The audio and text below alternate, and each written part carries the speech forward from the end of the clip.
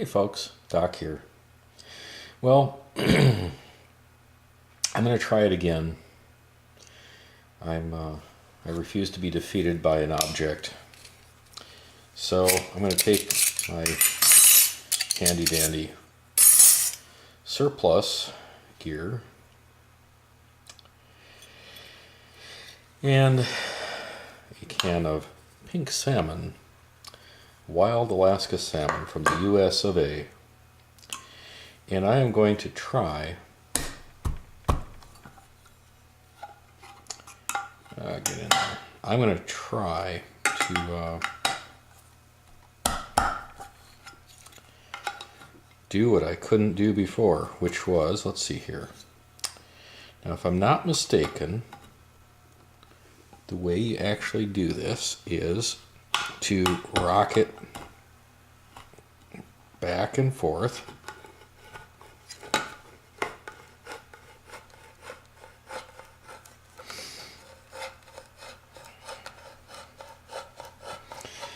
And it seems to be working this time. I'm gonna, just because I don't like to pour water all over the place,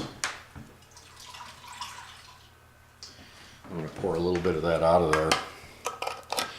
And I gotta thank Log Cabin Looms for this because it's obviously working, although I am a little bit nervous about slicing a thumb or a finger.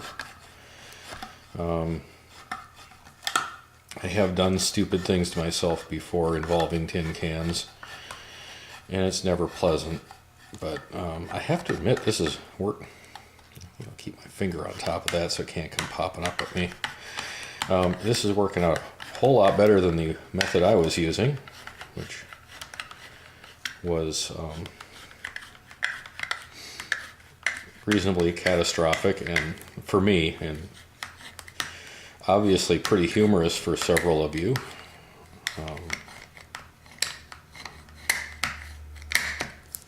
There we go.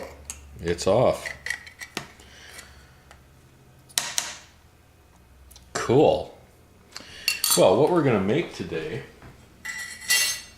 is my version of SOS, or stuff on a shingle.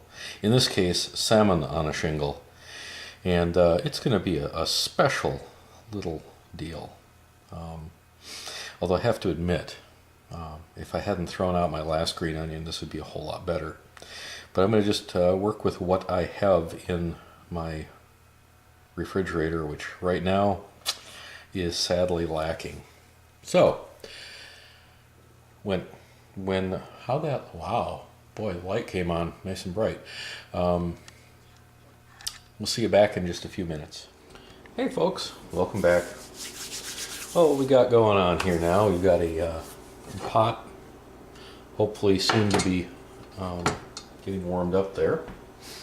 So I'll wait for that to warm up a little bit and then throw in some of our ingredients. What we're making is the white sauce for the salmon.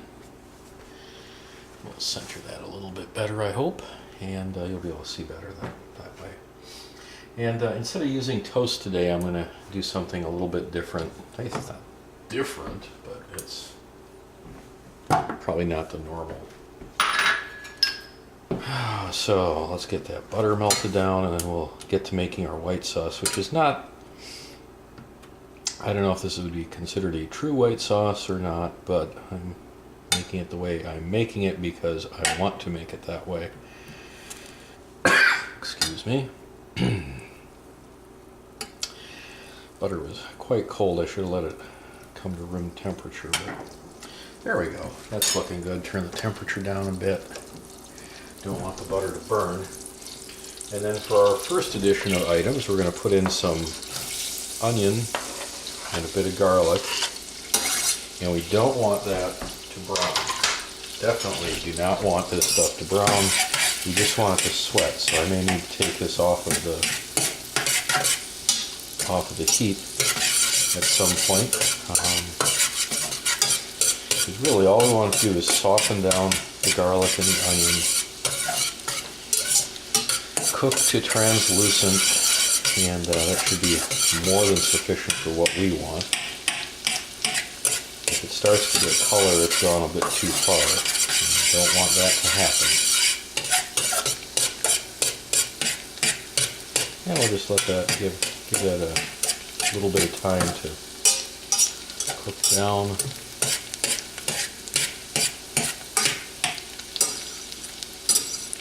And that shouldn't take long at all. And what we'll do is, in this container here, I have, there we go, a little bit of pinch of cayenne pepper, a healthy pinch of salt and black pepper, and 2 tablespoons of flour. And so we're going to put that in there and give that a good stir. And now that's going to cook down, and the oil is going to cover every grain of the flour. And basically what we're doing here is making a roux. But we won't roux the day. That was terrible, I'm sorry.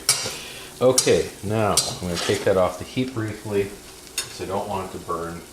And of course, what I did is I forgot to get the milk. So I'm going to get milk. And we need 1.5 cups of milk to make this roux.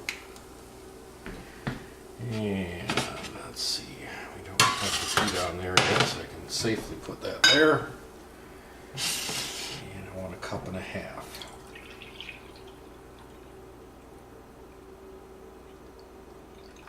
I'm using 1%, that's what my family uses.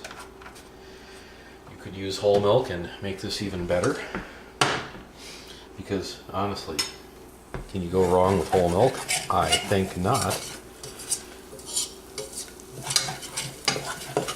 But it's all in what you like too. Now, according to sources I've read, for a real SOS you want this to brown a little bit, but I'm not going to do that because I want it to be white sauce for my salmon.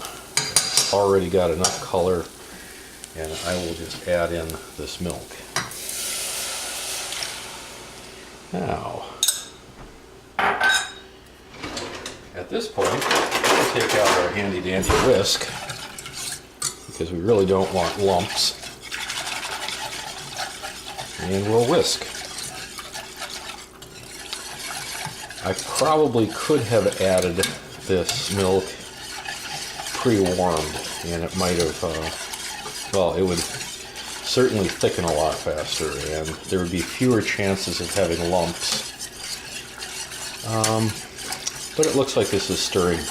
The lumps are stirring out pretty easily. So there we go. Now we just need to let that come up to temperature, and then we can make additions of other delicious things. This is enough, supposedly, for 4 people. So I won't be eating all of this for my lunch, I assure you. Although I'd like to. It smells very good. We'll be back when this gets up to temperature and when we make our other additions. Okay, we're back again. And as you can see, this has gotten nicely thickened.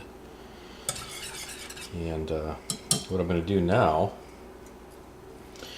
is put a few more vegetables in it. Some green and red peppers. That might be a little bit too much, but we'll see. And I'm going to put a little bit of fresh thyme in there because I have time. Time is on my side, and I don't want to waste time.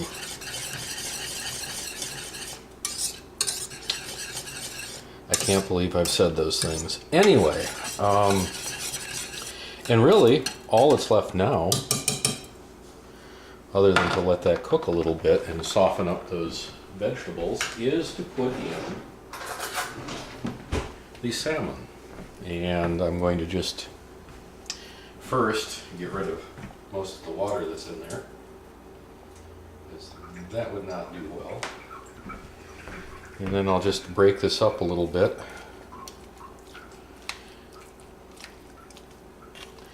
and dump it in.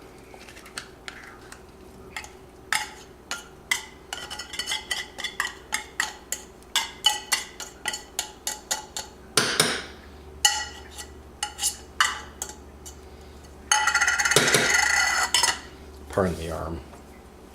I always seem to get some body part in the way when I'm filming. I'm just such a good videographer. So anyway, there we go. Now, if that's a little bit too thick, which I'm it's on the border there. It's pretty thick. I'm thinking maybe, just maybe, I'll add just a splash more milk into it. If I get it too thin, I can always cook it down a little bit more. That looks a little better, actually. I'm glad I did that. And now, with that there, we can probably leave it on that temperature just fine. And then we're going to come over and we're going to do the other part of this, which is the shingle part. So while I'm heating this pan up, you all can go take a break. Okay, we're back once again, and the pan is just about there. So I guess I can put the bread in and get a little bit of a browning to it. I hope it should work, and if it doesn't, it doesn't. Then we'll just have buttered bread. You see here, I don't know if you can see, you can't see that. I'll back out a little bit. Right here, I have this mortar and pestle there. I have that there because if I don't, you can see the pan rocks. This very high quality pan is has a slight problem. Pardon the arm again, but I want to get the gravy, sauce, whatever, stirred down a little bit. And let's see here. Let's see if that's browning up at all. Yeah, we're getting a little brown on there.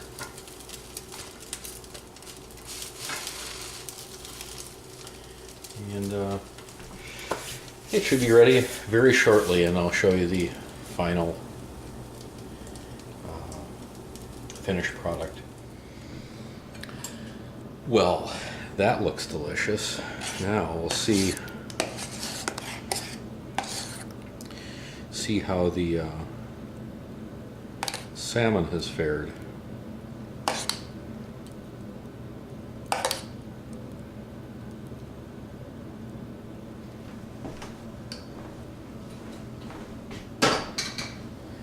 It smells really good, but I don't know how it tastes. I've never had the green pepper and red pepper in there before.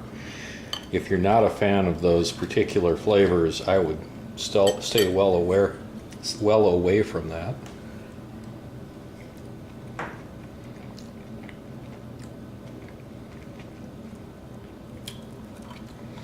It's got a very, very mild flavor. What could you do to improve that? Bacon and salmon. Ooh.